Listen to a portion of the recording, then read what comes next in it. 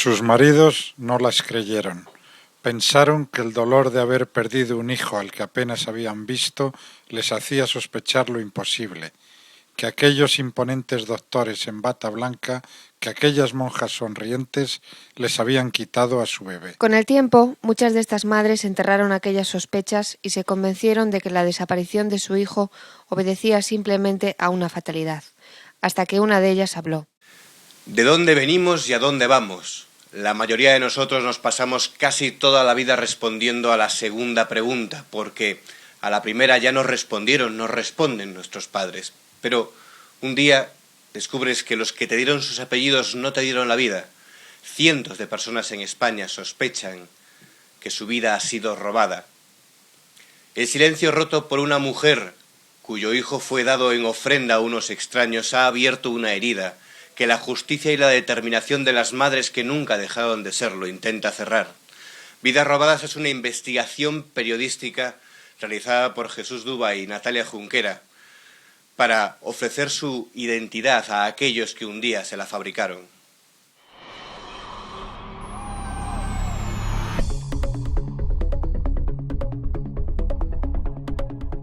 Jesús, Natalia, muchísimas gracias por estar aquí con nosotros en Periodista Digital. Gracias a ti. Gracias. Jesús, ¿cómo se rompe el silencio? El silencio de las víctimas. Claro. Tardó mucho en romperse, demasiado, solo que cuando empiezan a intercomunicarse entre ellas, básicamente a través de internet, de foros y demás, chat, etcétera, se van uniendo y llega un momento en que se produce hace 4 años aproximadamente en que deciden romper el silencio. Hace 4 años, estamos hablando de sucesos de hace más de 30. Y 40 o más, sí. Depende desde la etapa en que empecemos a hablar, sí. ¿Y tuvieron que, para romper este silencio, vencer el miedo? ¿Era una cuestión de miedo, de incomunicación? Yo creo que sí que era una cuestión de miedo. Todas las mujeres que han denunciado sus casos yo creo que son muy valientes, pero yo creo que había también una cosa de... Estas mujeres se autoconvencieron de que lo que les habían dicho en el hospital, tu hijo se ha muerto, era verdad. Sus maridos no las creyeron. Entonces durante muchos años enterraron esa duda, hasta que una habló y animó a las demás a denunciarlo también. Hacer de esa duda un hecho, porque claro, cuentan en el libro que a muchas de esas madres o de esas familias les llegaban a enseñar cadáveres de niños para convencerlos. Sí, eso es lo que dicen, ¿no? Por morboso que parezca y insólito, el hecho cierto es que algún cadáver había en alguno de los sanatorios. Claro. No está probado que fuera siempre el mismo cadáver, pero sí que hay casos, por ejemplo, en Madrid, en la clínica San Ramón, está claro que había un cadáver, no sabemos durante cuánto tiempo, era un cadáver de una niña.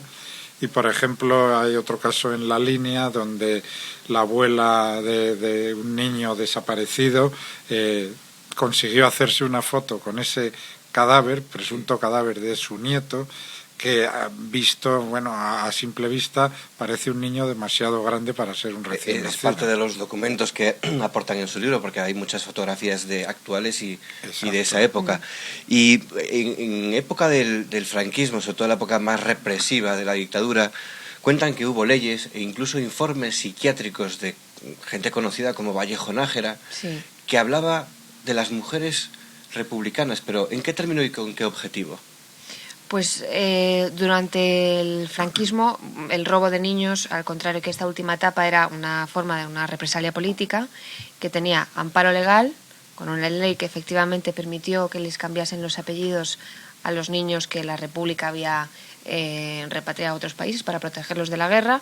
Al cambiarle los apellidos, evidentemente, ya era imposible que sus padres los encontraran alguna vez, y un amparo también del psiquiatra de cabecera del franquismo de Vallejo Nájera, que él bendecía que se quitaran estos niños a las madres republicanas, que seguramente les iban a transmitir el gen marxista, decía, y entonces iban a estar mucho mejor con familias, digamos, del bando nacional o próximas a Franco.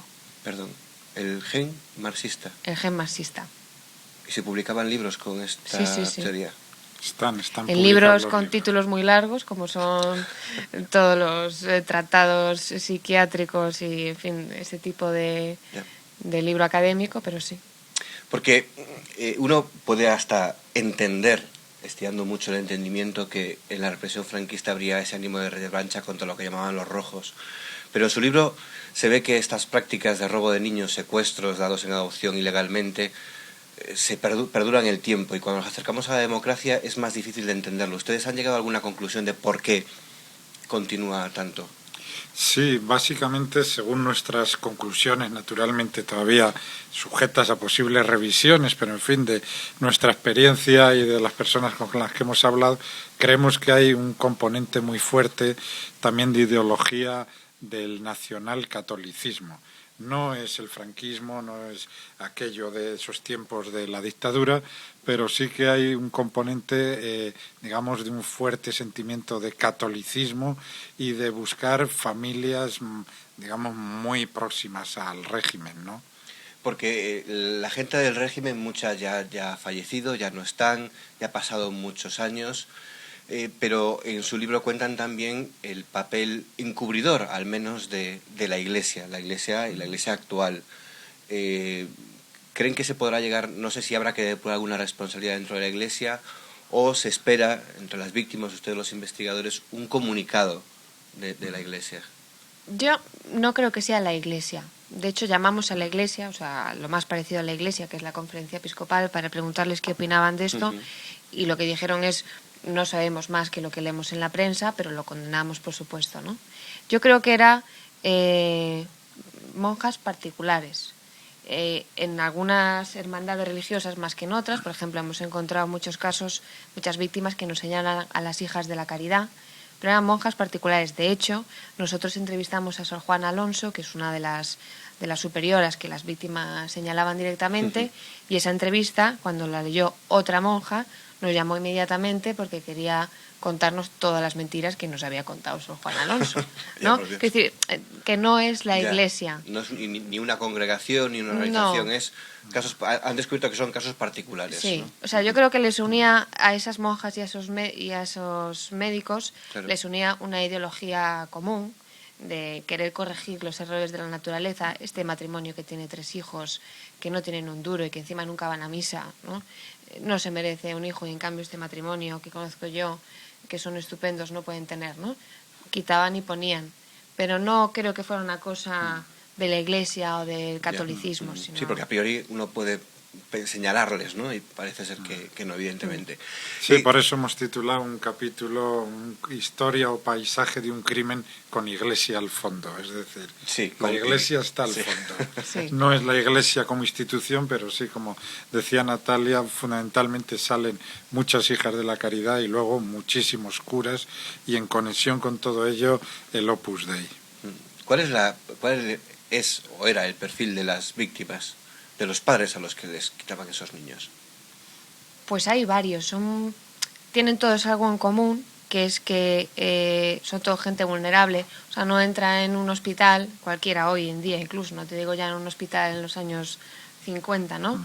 Te desnudan, te ponen un camisón que se abre por detrás y estás en manos de un médico. Lo que te diga ese médico va a misa, ¿no? Claro. Si además pues has tenido poca educación, pocos recursos en todos los sentidos, pues todavía peor, ¿no?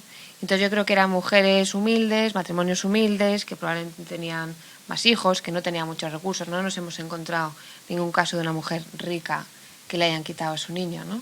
Y luego chicas jóvenes, que ahí solían ser los padres los que las obligaban a dar al niño, o hacían que les mentían, le convencían al médico: oye, cuando llegue el momento le dices que el niño ha muerto y nos olvidamos de esto y nos volvemos a Oviedo, a Valladolid, de donde fuéramos, como si nada, ¿no? Caray. Bueno, hay casos que no son ricas, digamos, las madres, sí, pero sí, digamos, hay bastantes casos de la burguesía o de la media burguesía, casos de chicas de 17, 16, 18 años jóvenes que tenían embarazos no deseados y que sus padres metían en pisos nidos, que hemos llamado nosotros pisos nido, donde pasaban su última etapa de gestación y luego en muchísimos casos lo que sí ocurría es que los padres eran cómplices necesarios del robo porque les hacían creer a sus hijas que el niño había nacido muerto. No había nacido muerto, sino que inmediatamente a ese niño lo entregaban a otra familia. Dicen que hace 4 años es cuando estos casos empiezan a tomar es cuerpo. Cuando estalla. Pero a usted, Jesús, en el año 81 le llegó un caso, el caso San Román, al periódico. San Ramón, perdón. Y no sé si en ese momento le cuenta que le costó mucho investigarlo, que había muy poca información, pero ¿se imaginó que fuera lejanamente que era la punta de un iceberg? No, porque sí que se hablaba ya entonces, cuando yo investigué aquel asunto, fue una operación policial que interceptó a 2 niños recién nacidos que iban a ser vendidos. Sí que se hablaba ya entonces mucho de una monja que es muy famosa en todas estas redes, que es Sor María Gómez Balbuena, que era una monja que trabajaba en la clínica Santa Cristina, en la maternidad de Santa Cristina. Sí que en aquella época ya se hablaba de que Sor María se traía un cierto tejemaneje con los niños y con las adopciones, pero en ningún momento pensamos nadie que iba a tener la dimensión. Todo esto detrás, no. Claro. Y usted notaría en el periódico, en El País, ha tratado mucho en los últimos años, por ejemplo, artículos relativos al enterramiento digno de represaliados franquistas. Ahora se enfrenta con este tema en el que no sé si de alguna forma tanto usted como Jesús luchan contra reloj, porque no son personas que hayan muerto, sino estamos hablando de personas que viven y que no saben quiénes son. Desde luego que es contrarreloj. De hecho, si en ese año 1981 se hubiera hecho una investigación como Dios manda, vamos a decir, probablemente las afectadas a lo mejor ahora habrían encontrado a esos niños, ¿no? Cuanto más tiempo pasa, más difícil es encontrar papeles, porque cada vez tienen más excusa los hospitales. Hubo una inundación, hubo un incendio, los quemamos, los perdimos, ni idea dónde está, ¿no? Más difícil encontrar documentos y más difícil encontrar a personas involucradas que hablen. Algunos de los médicos implicados o que las víctimas señalan como implicados tienen 70 y pico años, lo que no impide que sigan ejerciendo, por cierto. Sor Juana Alonso, la superiora de la Casa Cuna de Tenerife, que tiene 94. Y sigue ejerciendo y no se ha demostrado todavía su implicación. No, pero hay muchas personas que la señalan, y en concreto uno de los casos que sacamos en el libro, que es el de Liberia Hernández, una niña que a los 8 años fue arrancada prácticamente de su madre y de la Casa Cuna de Tenerife y dada en adopción a un matrimonio ya bastante mayor de Valencia. Supongo que la lucha la estarán capitaneando los padres más que los hijos, porque me imagino que un niño sin conciencia de lo que pasó, que lleva 20 años con unos padres, quizá como víctima le cuesta más reconocerlos, no lo sé. Bueno, también los hijos, ¿eh? Los hijos. Lo que pasa es que son procesos distintos. Las madres que al oír a otra madre repetir las mismas frases que le habían dicho a ella en su día y tal, se han puesto a buscar. Pero antes ya estaban los hijos, esos hijos a los que los padres les habían dicho, tú eres adoptado. Por supuesto no le dijeron, a ti te compramos o no te compramos, ¿no? Como tú eres adoptado, esos niños ya estaban buscando. Bueno, claro. Mi pregunta es, a esos niños desde el principio le decían que eran adoptados, no les hacían creer que eran los padres biológicos con los que vivían. Claro, ¿no? Bueno, ha habido casos de todo, pero a los que se lo han dicho, esos ya estaban en ese proceso de búsqueda. Estaban buscando unos padres biológicos que probablemente pensaban, pues mi madre sería una chica jovencita que me tuvo que dejar, pues no tenía trabajo, lo que fuera. Y en el proceso se han enterado de que había todas estas prácticas y ahora es una pena porque todas las madres que se les murió un hijo piensan que se lo robaron y todos esos niños que saben que son adoptados piensan que son niños robados a sus madres.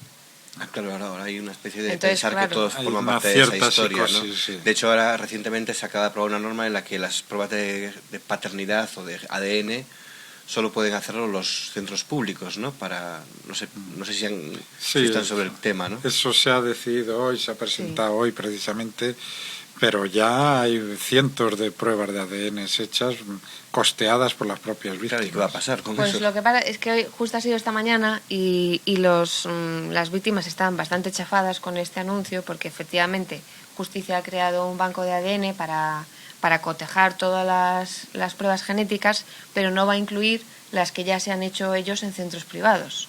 Claro. Que son muchas. O sea, hay centros que tienen su propio banquito de ADN, que a lo mejor tienen 500 muestras, pero el Ministerio de Justicia no se responsabiliza de cómo se han hecho esas pruebas. Entonces el Ministerio de Justicia, que además ha creado recientemente también un grupo de investigación, vaya, no empieza con buen pie. Pues sí, en este caso no les ha dado todo lo que querían. Les ha puesto también unas oficinas de asistencia psicológica, pero claro, es que además en el banco este de ADN solamente se van a hacer gratis las pruebas si lo autoriza un juez o un fiscal. O sea, si ese proceso ya está tan avanzado que ya hay más tiempo, entonces, claro, ¿no? que hay un juez que autoriza eso. Una de las sorpresas cuentan que les llegó cuando abrieron en el país un buzón de vidas robadas y empezaron a recibir historias de todo el mundo prácticamente, de otro lado del mundo, al menos. Todo el mundo, sí. Sí, de hecho contamos en el libro algunas y luego algunas más que nos han llegado posteriormente al periódico, de niños o niñas que fueron a parar pues a Estados Unidos, a Guatemala, a México, a Venezuela, creemos que incluso a algún país europeo, estamos llegando a alguna pista hacia Alemania, etcétera, o sea que España también era país exportador de niños. ¿Los padres eran cómplices? ¿Los padres que recibían esos niños son cómplices del robo o en muchos casos lo desconocían? Yo creo que ellos pensaban que estaban haciendo una trampita, ¿no? Ahorrándose un trámite, como el que le da la propina, no sé, es un ejemplo un poco llevado al extremo, ¿no? Dar una propina a un camarero para que le cuele en una mesa, ¿no? Yo creo que no se imaginaban que al otro lado había madres a las que les estaban diciendo tu hijo se ha muerto, ¿no? Yo creo que eso no lo se imaginaba y yo creo que ahora esos padres que pagaron por sus hijos lo están pasando bastante mal. Pero la prueba de que no son culpables en ese sentido es que sus hijos adoptivos no quieren emprender ninguna acción legal contra sus padres, ¿no? Porque en todo esto, ustedes que están día a día con este tema, por parte de las víctimas, ¿hay más un ánimo de buscar una responsabilidad y señalar a quienes hayan sido responsables o de encontrarse simplemente con sus seres queridos? No, básicamente lo que buscan son sus raíces. Eso lo repiten uno tras otro porque se sienten, siempre dicen el mismo ejemplo, como un árbol sin raíces, ¿no? O sea, un árbol que ha crecido, que es una persona, ha crecido pero no tiene las raíces, no pertenece a nada, está, digamos, como flotando en la nada, ¿no? Y básicamente ese es el deseo que les mueve. No la venganza, ni siquiera la justicia, diría yo, ni justicieros, mucho menos. Bueno, pero este es un tema que hace relativamente poco, como estamos contando, se ha destapado del todo. ¿Se podría decir que estamos todavía empezando a poner las piezas en ese puzzle tan grande que nos hemos encontrado? Sí, pero bueno, ayer pasó una cosa muy importante, porque ayer empezaron los jueces, digamos, a trabajar en este tema, ¿no? Hasta ahora no habían ordenando 2 exhumaciones. Yo creo que ninguno quería ser el primero. Y ayer estaban ahí a ver quién... ya se hicieron 2 exhumaciones. O sea, tres exhumaciones, ¿no? En la línea, sí. O sea, ya se ha atrevido a dar un paso. Se han abierto 3 sepulturas para intentar aclarar si lo que hay allí enterrado es un niño o no, o si es un niño que pertenece a la madre que se dijo, etcétera. Entonces, ¿ustedes creen que ahora ya que esto va a ir... O sea, ya que ya se ha abierto la primera fosa o la primera tumba, ya van a ir... Yo creo que sí, espero que sí. Yo creo que sí. Bueno, pues nada, seguiremos leyéndoles en El País con sus crónicas de investigación y mientras llegan tenemos aquí vidas robadas para ponernos en antecedentes. Muchas gracias, Natalia, Jesús, por estar aquí. Muchas gracias.